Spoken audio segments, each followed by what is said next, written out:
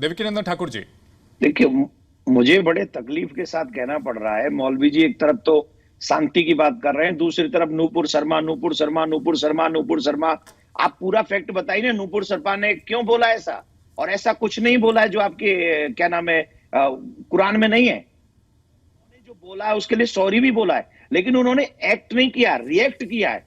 उससे पहले हमारे शिव जी को कितना सुनाया गया है, उससे पहले हमारे रामकृष्ण के ऊपर कितना बोला गया है, उससे पहले हमारी देवी देवताओं की नंगी तस्वीरें बनाई जाती हैं। ये सब चीजें आपको समझनी पड़ेगी।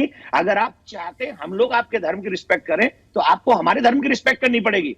एक तरफा काम नहीं चलेगा। अगर आप सोचते एक तरफा काम चलेगा, एक तरफा कभी नहीं चलेगा। और रही बात ये धमकियों की, आप एक तो मैं पुलिस प्रशासन को भी दोष देना चाहूंगा। जिसे धमकी मिली उसे आपने थाने बुला लिया, और जिसने धमकी दी उसे छोड़ दिया गया। ये ढुलमुल रवैया ही ना हमारे प्रशासन का ऐसे कन्हैयालाल की जान लेने के लिए जिम्मेदार है।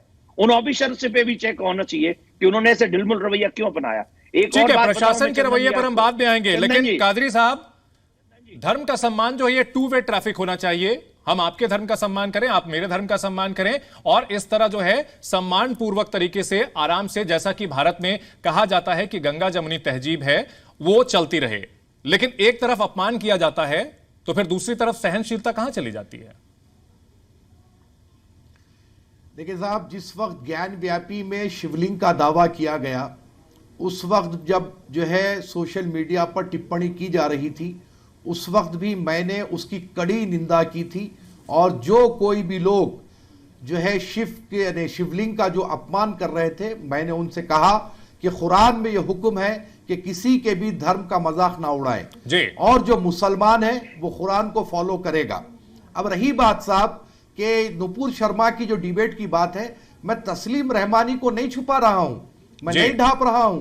तस्लीम रहमानी की भी उसमें गलती रही, नुपुर शर्मा की भी गलती रही, मैं ये मानता हूं। तो उन सभी कंट्रियों ने तस्लीम रहमानी के लिए क्यों नहीं कुछ बोला?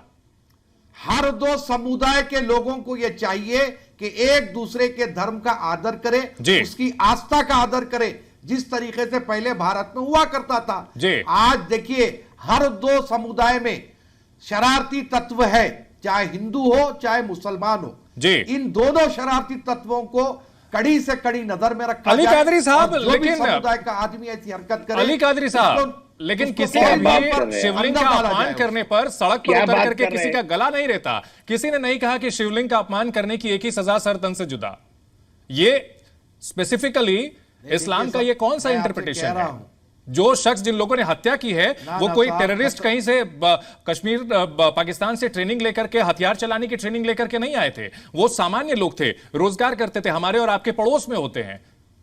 नाजिम नाम का एक शख्स था जो कि अपने साथ 4-5 लोगों के साथ रेकी करता था, पड़ोस में रह करके रेकी करता था कन्हैयालाल की, और वो इस ताक में बैठा हुआ था कि उसकी हत्या करनी है। ये जो लोकलाइज हो गया है, ये जिहाद का लोकलाइजेशन है सर, जो हम लोग सीरिया और अफगानिस्तान और तमाम दूसरे राज्यों में, देशों में देखा करते थे, उसका लोकलाइजेशन किया जा रहा है। ये बहुत खतरनाक। चंदन, मेरा एक प्रश्न और है। चंदन, मेरा एक प्रश्न है जी। चंदन, मेरा इन्हीं से, मौलवी जी से मेरा प्रश्न ले लो, उत्तर फिर ये दे देंगे। मेरा एक प्रश्न है, वो ले लो। मैं सिर्फ ये जानना चाहता हूं मौलवी जी से कि अगर नूपुर शर्मा के अगेंस्ट, उनके बयान के अगेंस्ट में इनकी कम से कम 56 कंट्रीज आ गई, तो जिस वजह से वो बयान आया, उन महानुभाव के लिए वो 56 कंट्रीज ने कुछ क्यों नहीं कहा? ये जानना है मुझे, आप आंसर दीजिए प्लीज। देखिए साहब, जिस वक्त अरब कंट्रीज का इन्वॉल्वमेंट हमारे अपने देश के दाखिली मामलात में हुआ, तो यही वो अली कादरी था जो सबसे पहले अपोज किया। मैंने कहा कि नुपुर शर्मा ने यकीनन गलत टिप्पणी की, लेकिन दूसरे देशों को हमारे अंदरूनी मामलात में बोलने की जरूरत नहीं है जी। ये हमारे अपने देश का निजी मामला है, हम हल करेंगे। साहब, मैं आपके चैनल के माध्यम से फिर एक बार ये बात कहना चाहता हूं कि कल की जो घटना हुई है उदयपुर की, समझा रहे हैं घटना की कोई भी मुस्लिम संगठन, कोई भी धर्म गुरु, कोई भी सियासी नेता उसकी तायद नहीं किया, लेकिन कर रहे हैं ना सर, ने उसकी मुखालिफत की। अली कादरी साहब, आपने जो अच्छी बातें कही हैं, मैं बिल्कुल गारंटी के साथ कह सकता हूं, और आपने थोड़ी देर पहले ऐसी आग लग सकती है। ये हमने कल देख लिया राजस्थान के उदयपुर में। कल को कोई हिंदू अगर इसी तरह का कत्लेआम करता है और उसके बाद उसे वाजिब ठहराता है कि हमने तो एक्शन का रिएक्शन दिया, तो फिर तो देश जो है वो कहीं गलत रास्ते पर आगे बढ़ जाएगा सर। देखिए साहब, मेरा अपना अंदाजा यह है कि अगर इसी किस्म का कॉकटेल अगर चलता रहेगा, सब में ज्यादा परेशान यहां पर मुसलमान ही होने वाला है। ये मुझे अंदाजा है इस बात का, क्योंकि अगर कुछ कट्टरपंथी लोग इस किस्म की बातें कर रहे हैं और मुसलमानों को भड़काएंगे, और अगर कोई मासूम मुसलमान उनके भड़कावे में आ जाता है तो सबसे ज्यादा परेशानी मुसलमानों को झेलनी पड़ेगी। एक दो लोग ऐसे होंगे, लेकिन सारी कौम को परेशान। सर ये दो साहब माफी के साथ आपसे जो है इससे इत्तेफाक नहीं रखता। एक दो लोग नहीं है सर, एक दो लोग नहीं है देवकीनंदन ठाकुर जी, एक दो लोग नहीं है। हमने देखा है कि जो प्रदर्शन होते हैं तो उसमें लाखों की तादाद में सड़क पर लोग उतरते हैं और हर छोटी छोटी बात पर, हिजाब का मसला हो, सीए का मसला जिसका हिंदुस्तानी मुसलमानों से कोई लेना देना भी नहीं था, ये मुस्लिम समाज की भारत में हमारी सुनवाई नहीं हो रही है, हम पर अत्याचार हो रहा है, ये सोच कैसे हटाई जाए देवकीनंदन जी? मैं एक बात बता रहा हूं कि देखिए, ये पूरी एक सोच है। मदरसों में जो जिस तरीके की एजुकेशन दी जा रही है, वहां माइंड वॉश किया जाता है और वहां इस तरीके से हमें काफिर बताया जाता है। भाई हम तो निभा रहे हैं भाईचारा, और ये कहते हैं ये भाईचारा नहीं है, ये काफिर लोग हैं, और हमारे काफिरों को तो मार डालो, इनको कलम करो, इन्हें काट दो, इन्हें जिंदा मत छोड़ो।